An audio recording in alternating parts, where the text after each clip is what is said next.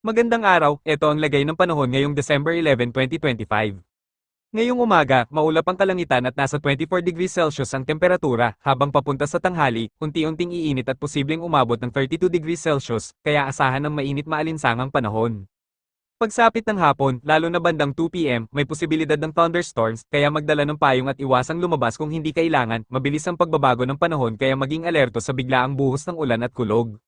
Sa gabi naman, mananatiling maulap at bababa sa 26 hanggang 27 degrees Celsius ang temperatura, mas malamig at mas komportable pero may kaunting posibilidad pa rin ng ambon. UV index ngayong araw, mataas, kaya kung lalabas sa tanghali, magpayong o magsuot ng proteksyon sa balat, hangin at dagat, generally light to moderate lamang. Paalala, mag-ingat tuwing hapon dahil sa thunderstorm risk, stay updated para sa biglaang weather changes, ingat lagi, at magandang araw sa lahat.